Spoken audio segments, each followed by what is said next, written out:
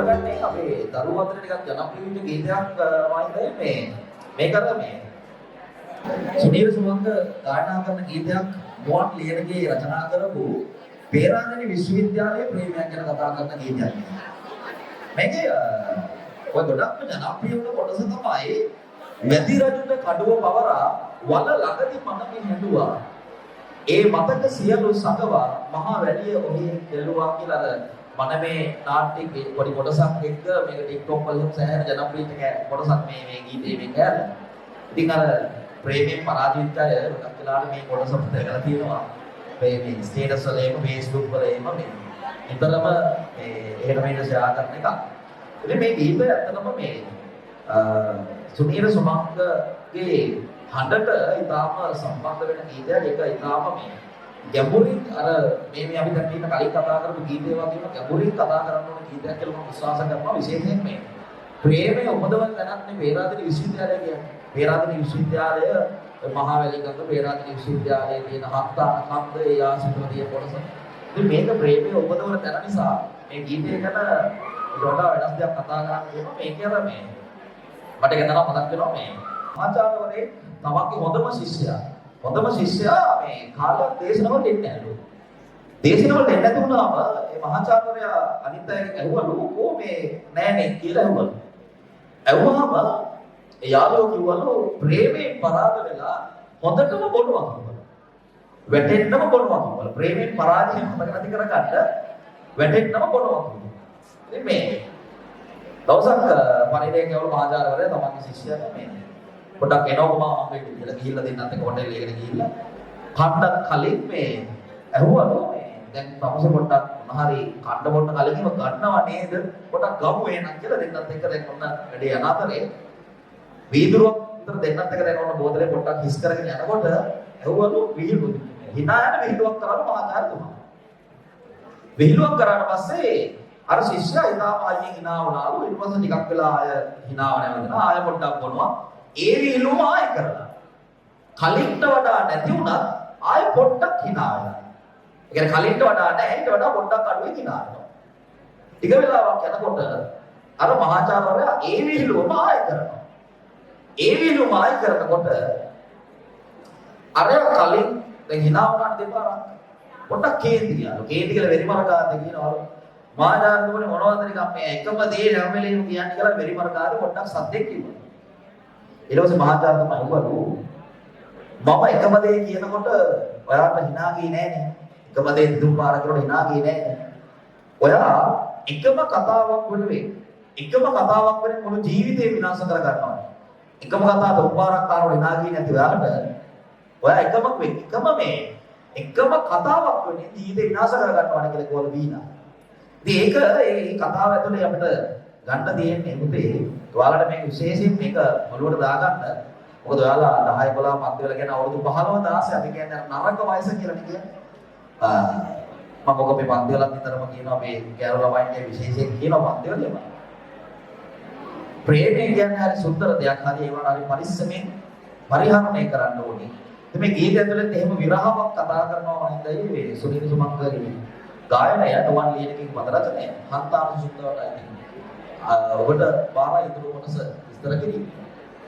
ඔව් මම හිතන්නේ සුනීල් විසින් ගායනා කරපු මුල්ම ගීත දෙක අතර තිබුණු ගීතයක් සන්තාන සුසුන්දවට කියන ගීතය. ඔහුගේ මනහර කටහඬට බොහොම සුන්දර විදිහට නිර්මාණය වන තනුවක් ඇතුළත් ගීතයක් හැටියට හඳුන්වනවා. මේ ගීතය මෑත කාලේ බොහොම ජනප්‍රිය වුණා. ඒ ජනප්‍රියට හේතුවක් ගායනීය වචන තනුව වගේ මේ ගීතයේ වස්තුංශය වෙලා තියෙන්නේ අර රුචිරමල් කිව්වා වගේම පේරාදෙණිය සරසවිය ආශ්‍රිත භූමිය සහ ඒ ආශ්‍රිත ස්ථාන මේ හන්තාන කුළුවහම අපිට එකපාරට ඔළුවට එන්නේ පේරාදෙණිය සරසවිය. දැන් බලන්න හන්තාන කියන වචනය ඇතුළත්ව කොච්චර ගීත නිර්මාණය වෙලා තියෙනවද කියලා නේ.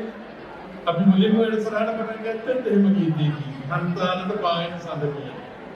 ආයෙත් අපිට උන්න මතක් වෙන ගීතයක් හන්තානේ කටුමුණු මිසිසාරා සුලගක්කියෙන් නම් කියලා තියෙනවා නේද? තවත් තියෙනවා හන්තාන දෙසින් එන කොට සීත සුලන් රැලි තාම හොඳින් හඳුනනවා මං කියලා. කොහොම ගීත ගොඩක් තියෙනවා. හන්තාන වචනේ පටන් නොගත්තත් ඒ ආශ්‍රිතයේ ලියවිච්ච බොහෝ ගීත තියෙනවා.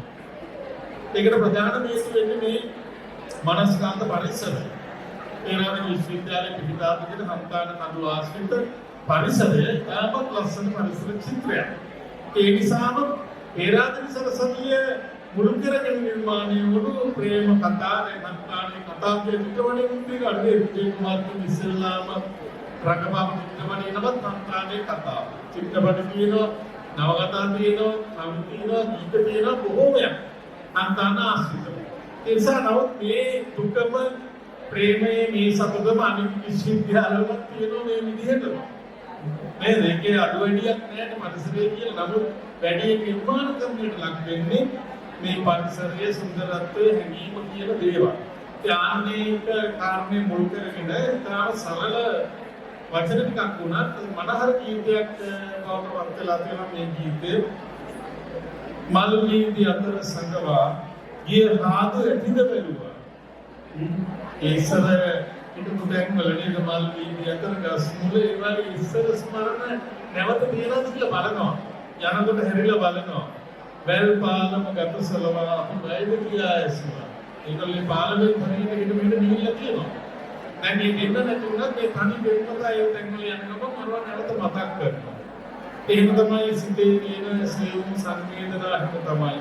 අන්නේ සියුම් භවනාවක් පැනවීම ධනවන ගීතයක් ඇටියට මේ ගීතය හඳුන්වන්නට පුළුවන්. ඉතින් මල්ලේ මේ ගීතය මේ ගීතේ මම හිතන්නේ මේ දෙරණ රිමිස්තාවලින් කනිෂ්ඨක ඒ කණ්ඩායමනේ. ඒ කණ්ඩායමේම ගායකයෙක් හිටද විතරක් ගායකයෙක් හිට සිංහල සමාජ ගායකයෙක්. අද රවීන් කනිෂ්ඨගේ හැමෝම අපි ගීතය